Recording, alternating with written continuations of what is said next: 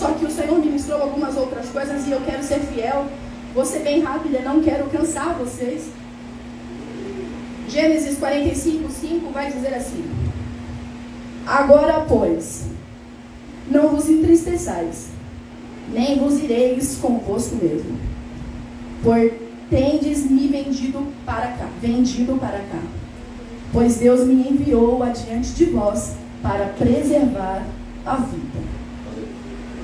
Pois Deus me enviou adiante de vós para preservar a vida. Nós estamos falando de quem? Estamos falando de José. Estamos falando de um homem a qual passou por vários estágios da vida dele.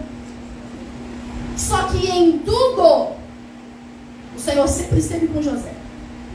Em tudo o Senhor nunca se apartou de José, independente dos cenários, e eu vou voltar um pouquinho mais o texto para vocês entenderem. Primeiro, para que José ele fosse gerado, já não foi fácil. Porque vai dizer que quem é pai de José? Jacó. Jacó vai se apaixonar por Raquel. Aonde ele se encontra com o pai de Raquel, Labão, e ele vai negociar e vai dizer assim: eu quero me casar com a sua filha. Ali a palavra vai nos dizer que ele vai fazer alguns acertos com Jacó. Vai dizer assim, Jacó vai dizer assim: trabalho 7 anos por Raquel. Vai dizer que ele trabalhou 7 anos, e após os 7 anos, Labão deu Lia, que de fato não era o que ele estava esperando. Ele vai trabalhar novamente mais 7 anos por uma promessa, a qual na verdade promessa não, a qual ele estava ansiando, uma mulher a qual ele amava por nome de Raquel. Vai dizer que quando ele se casa com Lia, ele tem filhos, e quando ele se casa com Raquel ela é estéril. Ela é muito amada pelo seu marido, mas Raquel, ela é estéril. Lia tem vários filhos, enquanto Raquel ali não tem nada. Ela pega a sua serva Bila e ela vai fazer como incidente a Jacó para que ela gerasse. Só que um pouco mais para frente, eu estou só trazendo a história para que vocês possam chegar aonde eu li. Só que no capítulo de número 30, no seu versículo de 22, a palavra vai dizer que Deus se lembrou de Raquel. Eu vou ler de novo, eu vou dizer, capítulo 30, 22. Deus se lembrou de Raquel e Deus a ouviu. Duas coisas que me traz uma reflexão: se lembrou e ouviu. Porque se você for em 1 Samuel, no seu capítulo de número 1, versículo 19, vai dizer que também Deus se lembrou de Ana e a ouviu.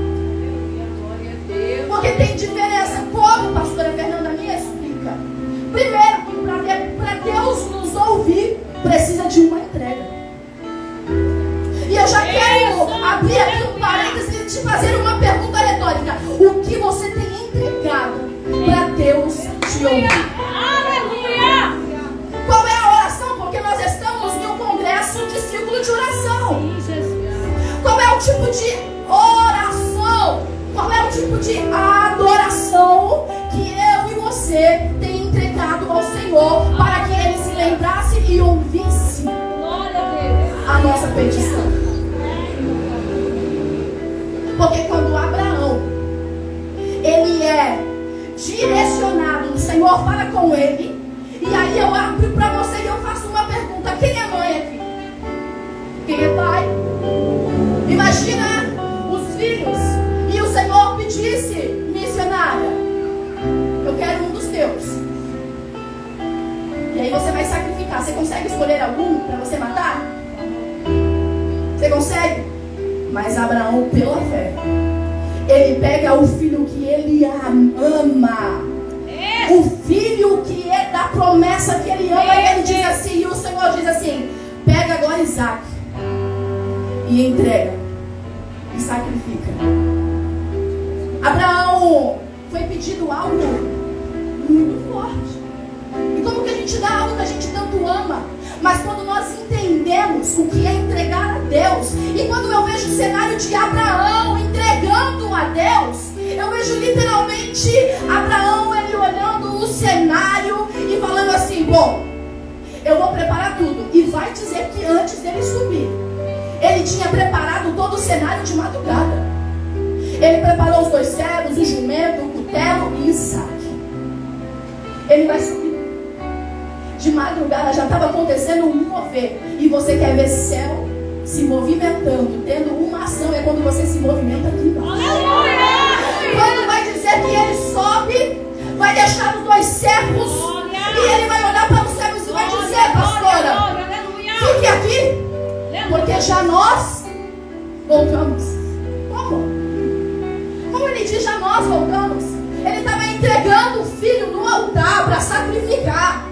Mas ele tinha a certeza: se Deus não providenciar um cordeiro, eu posso até matar Isaac, mas ele é poderoso para ressuscitar o meu filho. Quando ele decide entregar, e é sobre isso, quando você está disposto a entregar. Porque quando o Senhor se lembra de Raquel e ouve, é porque ela entregou algo. Ana também, porque Ana entregou. O que ela entregou? Porque até então Ana estava pedindo um filho, ela queria um filho. Mas literalmente quando ela entendeu e ela orou a Deus, e ela literalmente entregou uma oração e disse assim: Senhor, se tu me deres um filho homem, eu te entregarei.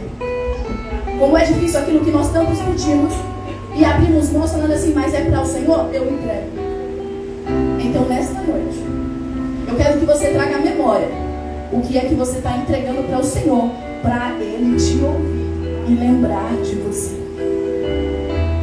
Vai dizer que quando Ele lembra e ouve, Raquel, ela vai gerar José. José, aos 17 anos, ele vai ter sonho. E se eu posso também trazer um título, a história de José, e trazer um título para você: volte a sonhar. Volte a sonhar. Porque aos 17 anos, José, ele cresce, e 17 ele vai ter um sonho. Ele conta para os seus irmãos, aonde zombam dele. E ele vai ter um outro sonho, e ele vai contar para o seu pai, para o seu irmão.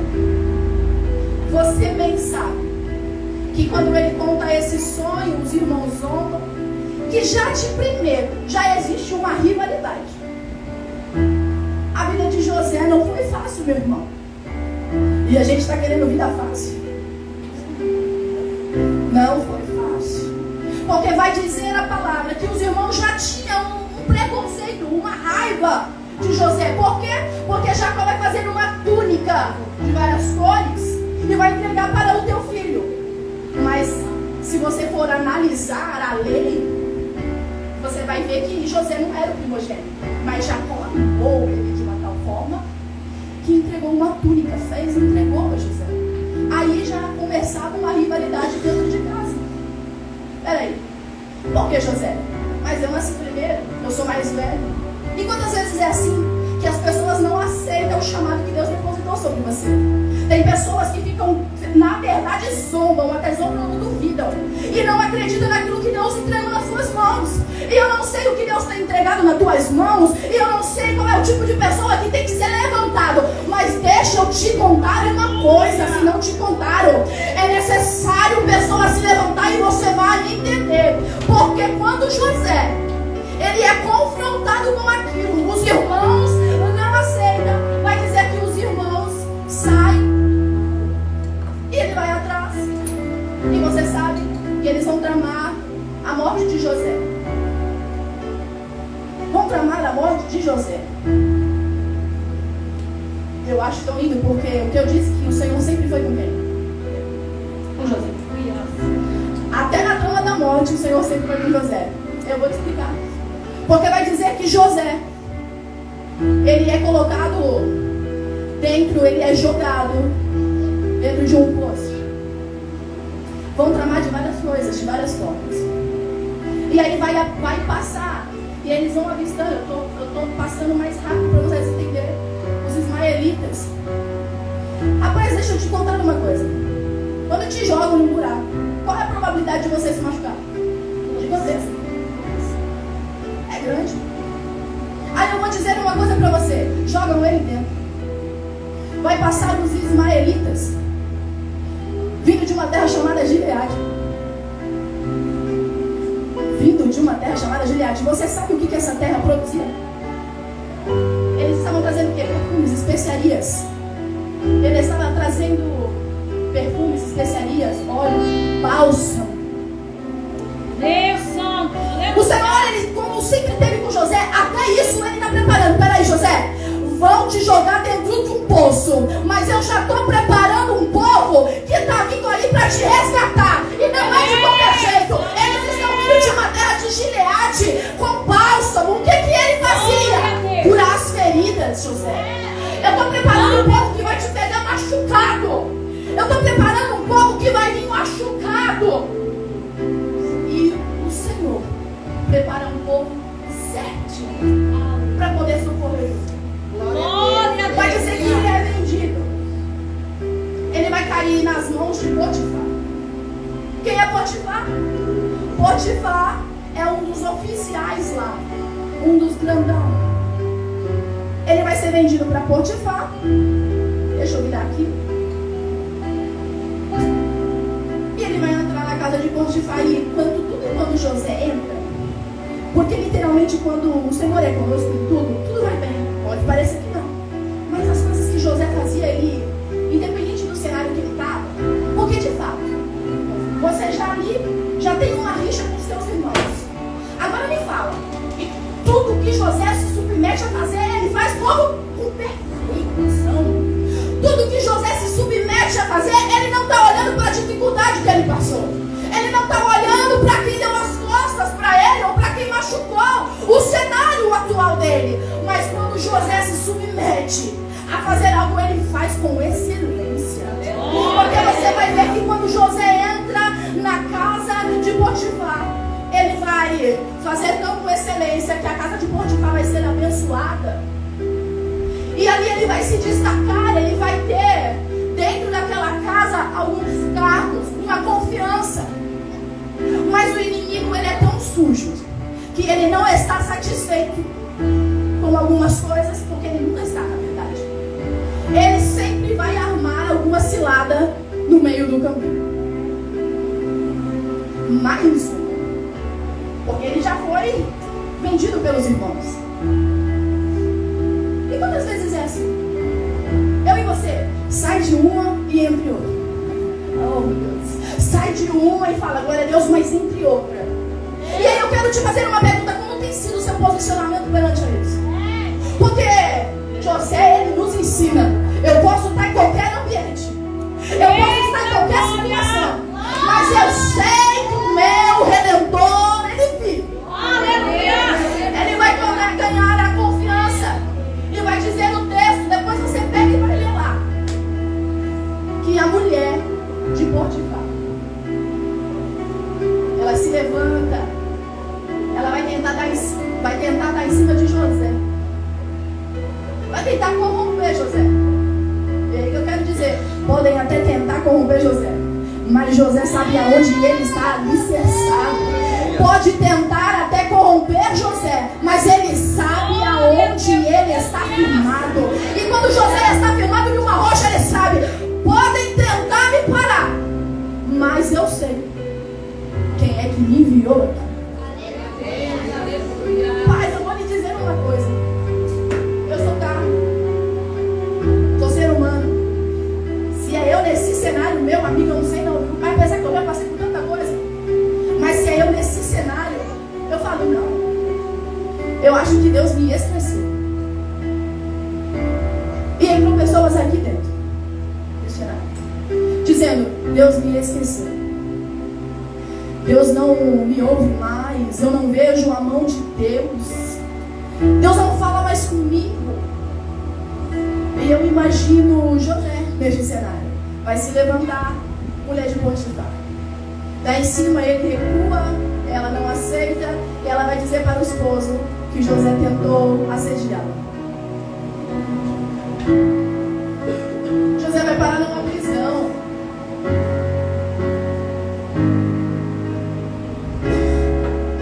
José para numa prisão por calúnias da qual ele não fez nada, da qual ele não tinha nenhuma culpa. É assim como Jesus, né? Foi crucificado, né? Por nenhum pecado, mas sim pelos nossos. Mas José aguentou calado. Posso até parar numa prisão, mas ainda assim eu continuo fazendo com excelência dentro de uma prisão. Você vai ler o texto, ele preso dentro de uma prisão. Ele vai ganhar a confiança dos chefes ali. E ele vai administrar, ele vai cuidar dos presos, ao ponto de os chefes não precisar mais fazer nada. Como se desse assim, ó, pode cuidar, José. Quem é que vai preso? Vai ser preso e ainda tem o controle ali dos prisioneiros. É só Deus que faz isso. Vai dizer que enquanto ele estava preso, tudo que ele fazia era perfeito, era excelente. O copeiro e o padeiro vão sonhar. Se você bem sabe, José está ali. O padeiro e o copeiro vai ter um sonho. E José, ele vai revelar aquele sonho. Quando José olha para o cenário e diz para o copeiro, chegou um momento, eu acho que do copeiro naquela hora de falar assim, eu vou sair, agora eu estou liberto. E aí José vai olhar e dizer para o copeiro assim, se possível, eu posso estar até preso, mas se possível, lembra-te de mim diante do farol. Aleluia. Lembra-te de mim.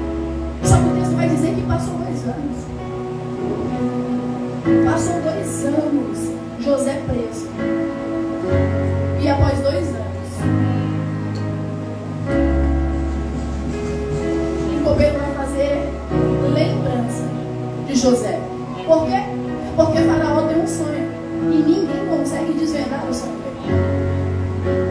Naquele cenário, vão lembrar de José. E é quando nós achamos que estamos esquecidos, que vão vir pessoas falando assim, lembrei de fulano ou de fulana. Vamos até ele. Vamos até ela. Porque um dia eu disse que aquele chamado não era para ela. Um dia eu desprezei, eu a humilhei, eu a maltratei. Mas eu lembrei dela. Vamos atrás dela, vamos atrás dele. Porque ali vai um verdadeiro homem ou mulher de Deus. Eu preciso ir lá. José vai ser lembrado 2 anos. Depois de 2 anos o copeiro sai. Vai dizer que José é levado a Faraó. Faraó vai contar o sonho. José desvenda o sonho de Faraó. E vai dizer sobre 7 anos de grande abundância, mais 7 anos de seca. E ele vai ganhar uma confiança tamanha tão grande que Faraó vai levantar José como governador. Mas deixa eu te contar uma coisa.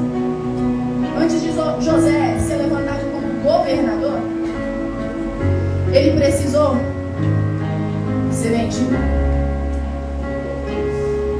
ser preso, ser caluniado. Ele precisou ser desprezado. Porque se José não é desprezado pelos irmãos, ele também não é jogado dentro de um poço. Se José não é jogado dentro de um poço, ele não chega a Potifar. Se ele não chega a Potifar, ele não vai preso dentro de uma prisão. E se ele não vai preso, ele não revela o sonho do padeiro e do copeiro. E se ele não revela o sonho do padeiro e do copeiro, ele também não revela o sonho de Faraó. E se ele não revela o sonho de Faraó, ele não vira governador. Deixa eu dizer uma coisa para você. Não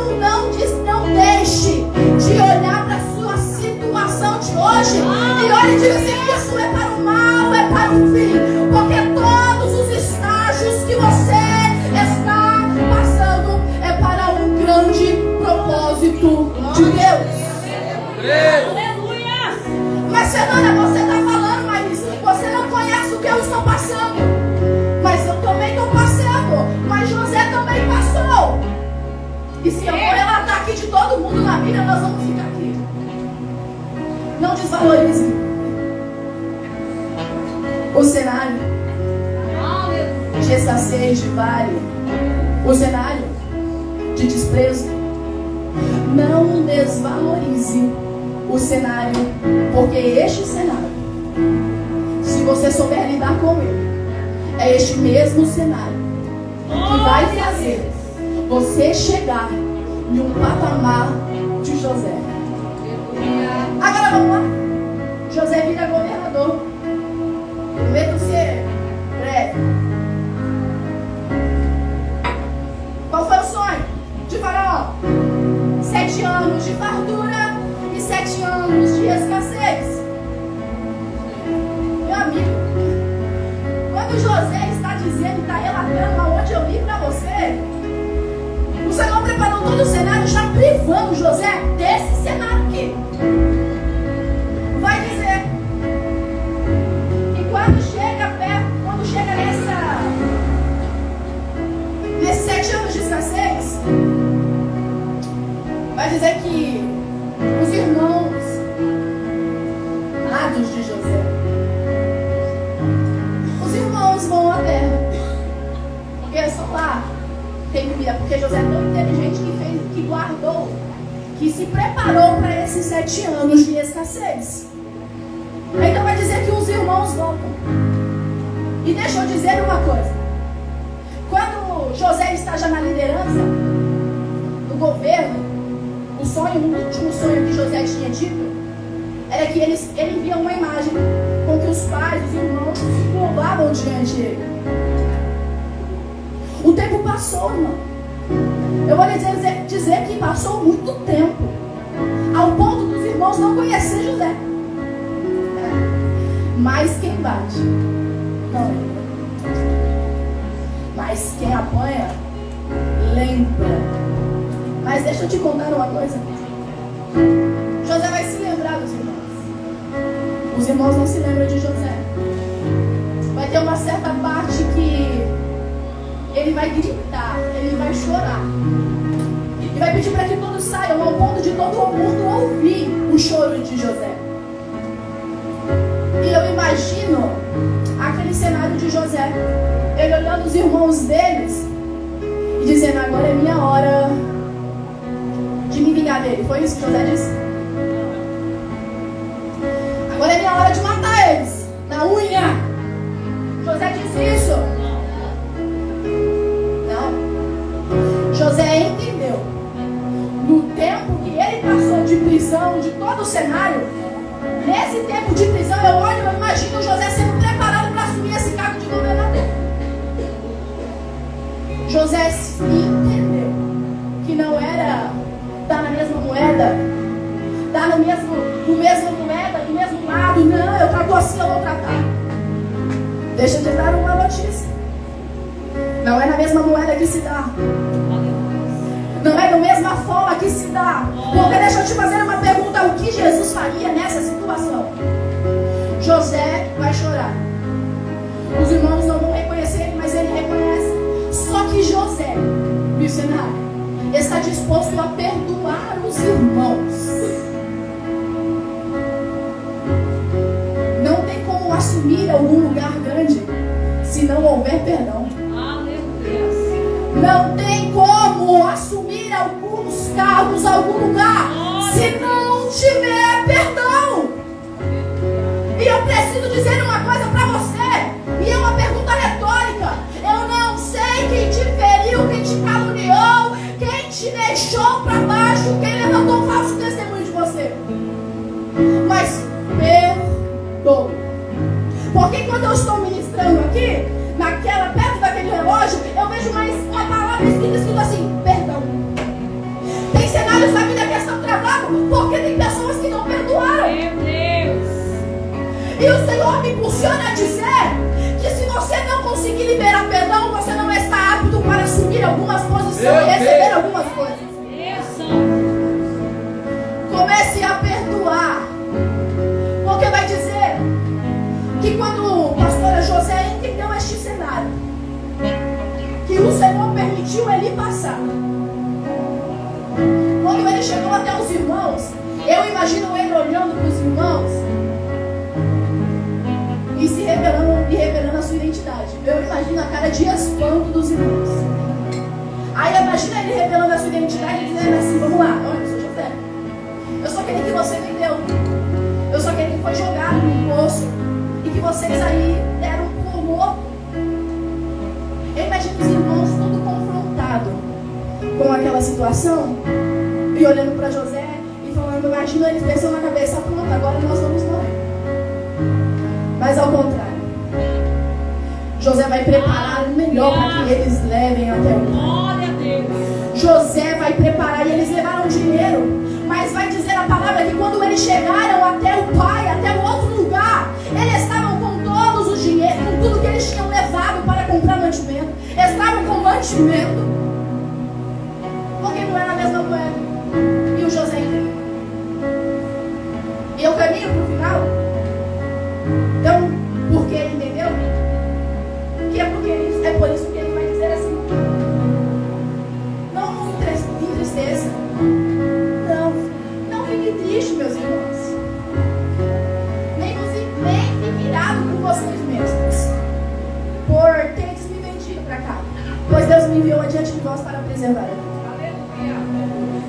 Eu quero que hoje você saia daqui entendendo uma coisa: que nenhum cenário que Deus lhe permite passar vai ser para sua morte, a não ser que você se coloque. É totalmente diferente. Mas quando José está dizendo para os irmãos dele, dizendo assim: eu não tenho raiva nenhuma de vocês. Você naquele tempo pode ter sido se levantado para poder fazer tudo o que você fez comigo, mas em todo o tempo eu nunca enganei a Deus. Eu entendi o propósito. E sabe o que Deus manda eu dizer para vocês? Entenda o propósito que Deus tem com você. Entenda o cenário que você está e para de reclamar. Porque é tanto reclamando, que o Senhor vai dizer: entenda esse cenário, vai passar. Mas continue me servindo. Aleluia. Mas continue fazendo com amor. Continue fazendo, se dedicando. Porque vai chegar uma hora, José. Vai chegar uma hora, irmão. Vai chegar uma hora, irmã, que eu, Senhor, vou te honrar. Então para de se lamentar. Porque você tem um Deus que zela e que cuida de você. Coloque sobre os seus pés. Glória a Deus, aleluia. Que nessa noite